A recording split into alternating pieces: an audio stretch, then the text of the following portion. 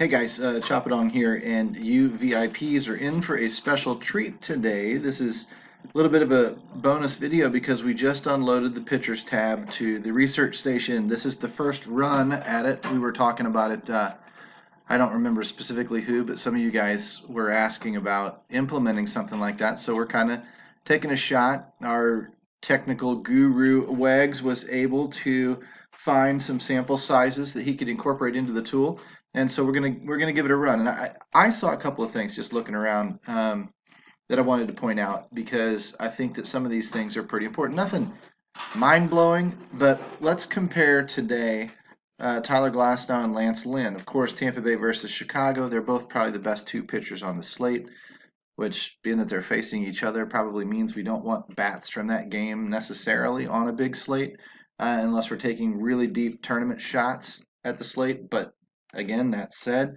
if we look at these two guys together, they're probably carrying the highest strikeout rates and the highest potential today. When we sort by K score, in the pitchers tab, Glasnow and Lynn are 605 and 552. So there's a little bit of a significant difference in there. But remember, K score factors in the other team's strikeout, propensity or tendency as well.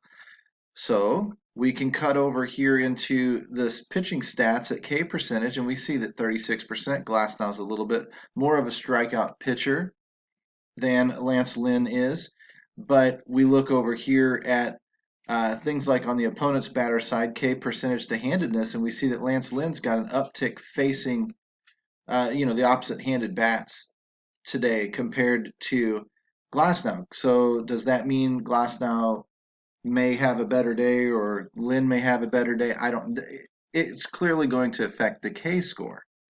That's the deal. So even with this, with Lance Lynn having a little bit higher percentage of strikeout rate against the opposite-handed bats to Glasnow, Glasnow's K score is still 50 points higher, and that's the beautiful thing. If these guys were flipped around or whatever, these numbers would change. The 605 might drop. It might maybe should go up because he's facing a little bit tougher opposition than he's used to. So maybe his K score should be a 630 or a 640, but instead it's only a 605.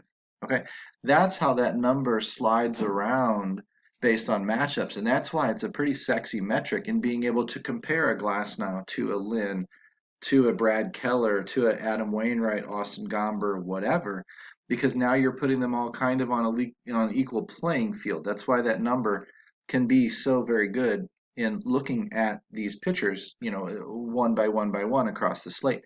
But in the pitching trends tab, I'm going to use these like I do the hitting trends tab, right? You've got a baseline statistic, which is the year, the season long numbers.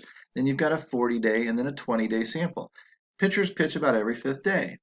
So in 20 days, that's 3 or 4 starts. So over the last 3 or 4 starts, Tyler Glasnow has a 12.2 K per 9, strikeouts per inning. 11.8 over the last, say, what, 5, 6, 7, 8, 9 starts, maybe 8 or 9 starts, 7 or 8 starts, but it's down from his season long of 12.5. So he's faced probably last month or so a little bit tougher matchups, a little bit tougher competition. Is tonight a little tougher or a little bit, easier or whatever? This is how you're going to use these trends to start predicting these bouncing spots, where a pitcher may end up on a ceiling game. We saw again that K percentage was lower for Glasnow tonight than it is for Lynn. Maybe it's a little bit lower than the average he's been facing, so maybe 12.2 is a little bit high expectation, a little bit high of a number. Now he may come out and strike out 16, but he may only strike out 8. Maybe we can predict that.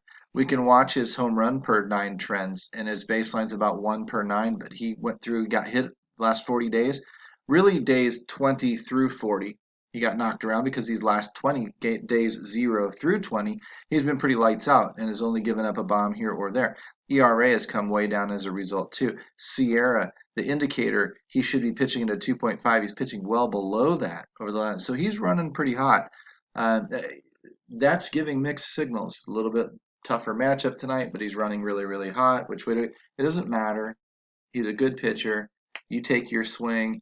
and decide whether or not you want to run him as a GPP guy or a cash guy or favor somebody more or less, whatever you decide to do, because you can use Lynn the same way. Definitely a lower strikeout pitcher in terms of K per nine. But look at his 20-day number, right? Where his 40-day number was right around average, a little bit lower than average. Look at his 20-day, his last 3 or 4 starts. Now, either you can game log it and go back and say he was facing high strikeout teams, this was predictable, or you can say, man, he got hot. He started painting corners, and I need to ride that train because it's got more potential tonight, especially going back to the pitchers tab here, where he's facing opponents with a higher K per handedness, per that side of the plate. He's maybe getting an uptick again.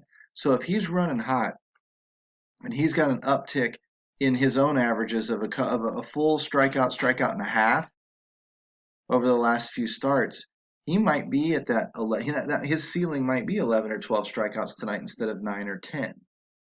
That might make him a little bit underpriced at 9,900 on DraftKings, right? Now on FanDuel, you might take a Tyler Glasnow that's a smidge cheaper. I don't know. This is just how you're going to start looking through and thinking through these numbers. Look at somebody like a David Peterson. 9.5 the last 40 days, the last 20 days at 12. That's a 2.5 jump. But his home run per 9 jumped as well. And his ERA jumped a ton. He got knocked around a little bit, but his strikeouts came up. Look at some of these other guys. Maybe their strikeouts are trending down. Matt Boyd, 8 strikeouts the last 40 days, only 7 the last 20 days. Did his home run per 9 spiked? His SIERA came up a little bit. I'm sorry, his ERA, his SIERA came up a little bit. Maybe that means he's trending down as a pitcher. Maybe he was running a little hot and now he's cooling off. He was running a little above his norm and now he's regressing to back towards the average because the pendulum swings both ways. When the pendulum swings to the hot side, it's going to swing back to the cold side, and that's what brings the average. So if he's swinging a little cold here, and his other indicators, home runs, ERA, and SIERA, are trending up, maybe he's a pitcher to pick on tonight. So if you were just looking at just this one tab, and this was all you were looking at today, you might choose for tournaments Lynn over Glasnow. And you might look to stack Kansas City. You might look to pick on Matt Boyd a little bit. You might go back through and look at BVP. Do any of the Royals have good BVP against Matt Boyd? You might go back and look at game logs and has Detroit faced, being that they're in division, of course they have they faced Kansas City already this year? What were the results? Does Kansas City see Matt Boyd well? If they do, you might be onto a real good indicator here backed by numbers that his strikeouts are coming down and his ERA is going up, which puts Kansas City in a little bit stronger spot than it otherwise would. And that's something people are going to miss on paper.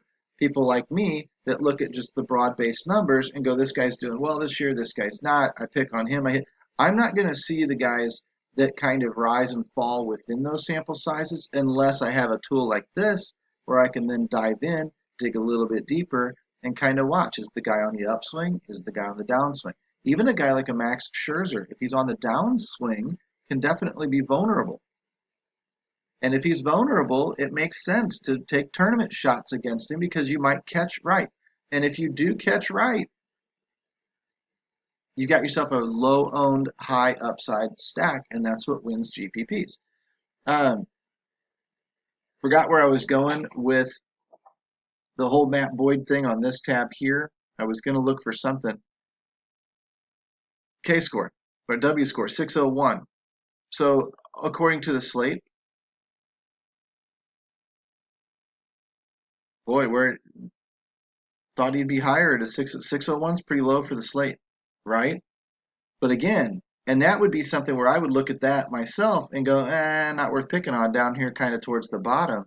But then looking at the trends and looking at how his K per 9 is on the way down and his home run and ERA and SIERA totals are coming up, I might change my mind and say that's a shot worth picking on tonight, especially if I go back through, look at the game logs and whatever. So again, this is one way to kind of look between Glasnow and Lynn tonight and see which one you might use for a cash game or which one you think maybe they both got a floor. Maybe one has a little more upside than the other. Maybe recency plays into your decision making a little bit and you decide that he's probably going to have the better shot at upside tonight.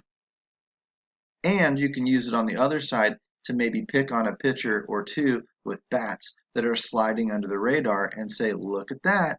This pitcher's trending down. This pitcher's starting to get knocked around a little bit. I might want to jump on that bandwagon, especially when it's not a household name like a Houston or a Boston or a Yankees or an Astros or whatever.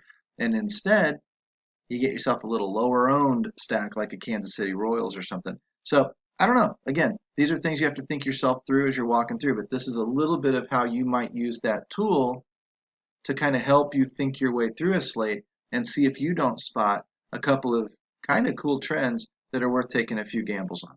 All right, guys, we'll talk to you real soon.